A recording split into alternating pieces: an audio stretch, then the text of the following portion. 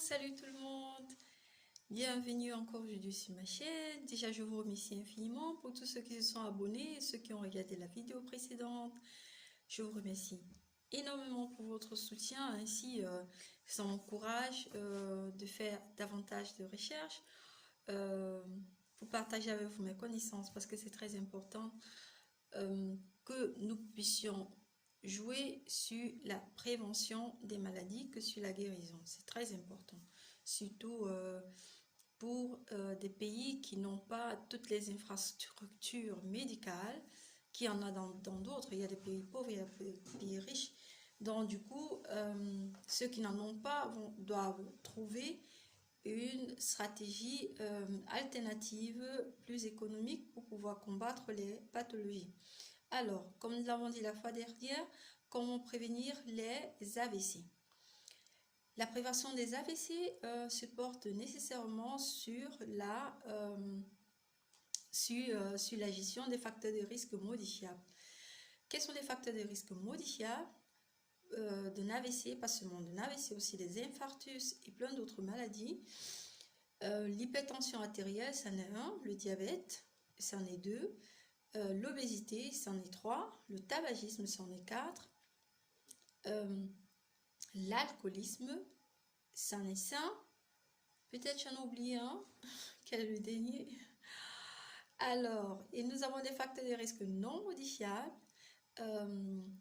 généralement ce sont des facteurs de risque congénitaux, parmi lesquels on a l'altération héréditaire de la coagulation, les coagulopathies, pour dire ainsi en un seul mot. On a les vascularites, ce sont les maladies auto-immunitaires des vases, qui créent une inflammation des vases. Ça veut dire que le corps produit des anticorps contre les vases. Alors, on se sent agressé par ses propres anticorps.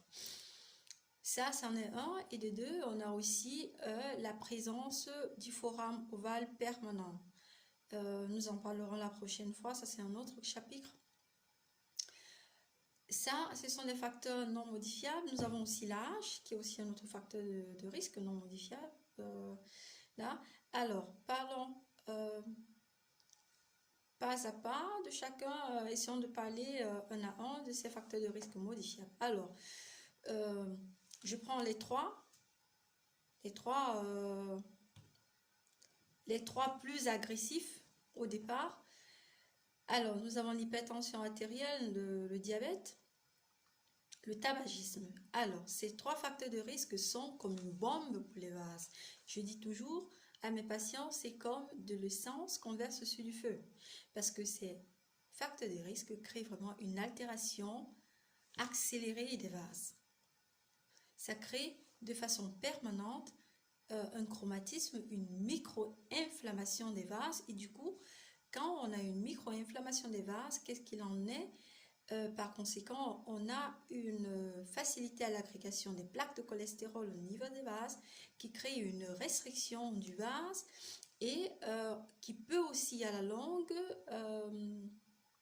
la plaque peut aussi à la longue se rupturer pour avoir une rupture du vase qui va en aval créer une occlusion de vase de diamètre plus restreint et par conséquence créer un AVC de type ischémique.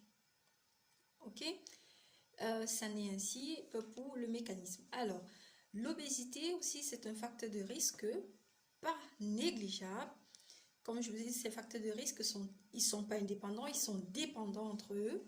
Alors, l'obésité, qu'en est-il? L'obésité, qu'est-ce que l'obésité nous prédispose à l'hypertension artérielle et au diabète? Parce que quand une personne obèse a une quantité excessive de graisse et la graisse crée une résistance à l'insuline. Du coup, la quantité d'insuline produite par notre corps n'est plus suffisante pour pouvoir gérer la quantité de glucose que nous consommons grâce à notre alimentation, et ainsi on devient diabétique.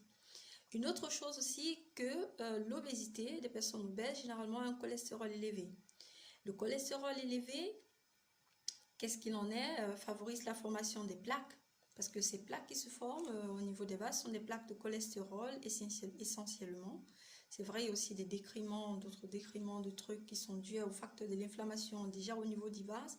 Mais déjà, essentiellement, on a ces plaques de cholestérol. Donc, du coup, l'obésité, je vous en prie, mes chers amis, mes chers abonnés, c'est un truc à combattre.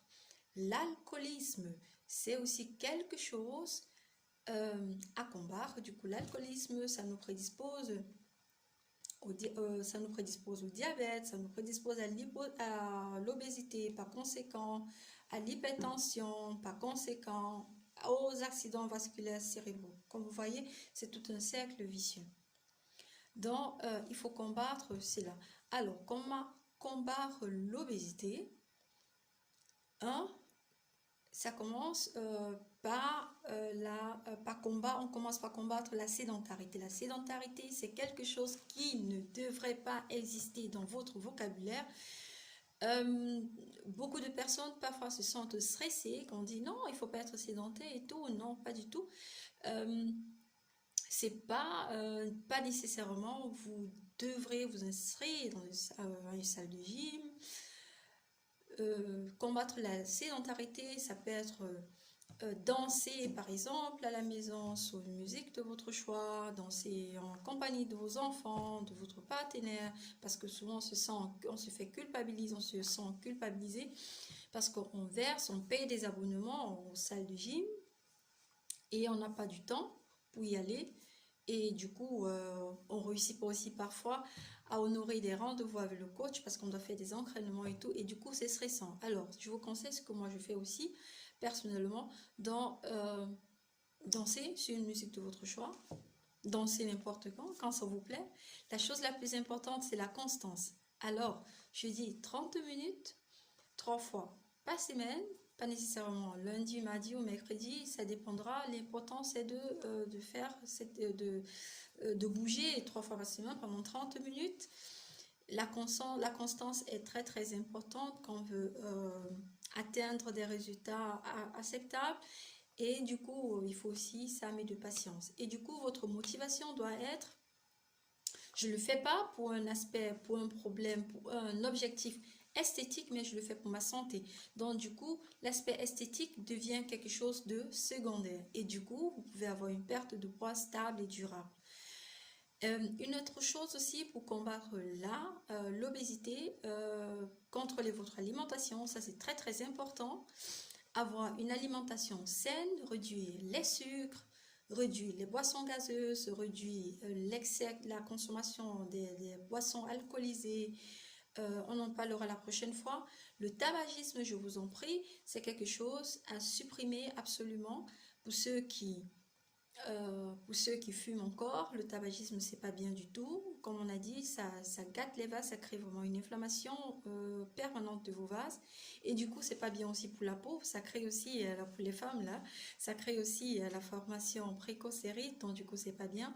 Donc, du coup, en combattant l'obésité, ça vous permet, 1, de prévenir l'hypertension artérielle, de 2, le diabète, et de 3, de rendre toujours vos vases flexibles, comme ça, et par ricochet, de prévenir les accidents vasculaires cérébraux, aussi des infarctus. Donc, c'est très important d'avoir comme principale motivation votre santé. Dites-vous, oh là là, je ne mourrai pas.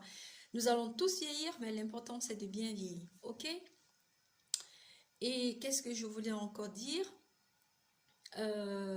comme dernière recommandation?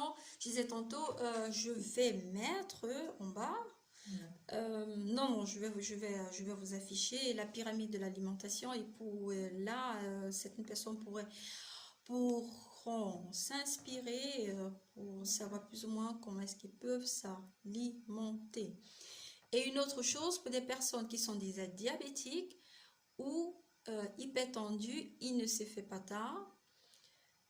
L'activité physique, le contrôle de l'alimentation et tout, ça vous permet de contrôler déjà votre diabète, ça vous permet de contrôler l'hypertension artérielle, qui par ricochet vous prévient aussi des AVC. La prévention, c'est pas destiné seulement aux personnes qui n'ont pas encore eu un AVC, mais c'est aussi destiné aux personnes qui ont déjà fait un AVC, parce que l'AVC déjà en soi un facteur de risque pour un second AVC.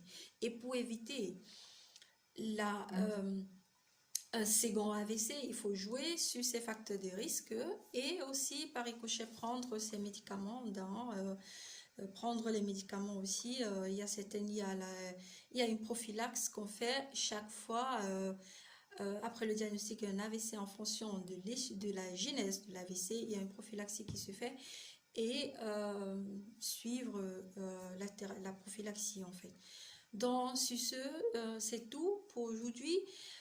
Si vous avez des questions, vous pouvez me les laisser en commentaire. Comme d'habitude, je répondrai ou me contacter par WhatsApp. Et si la vidéo vous a plu, vous pouvez mettre un pouce.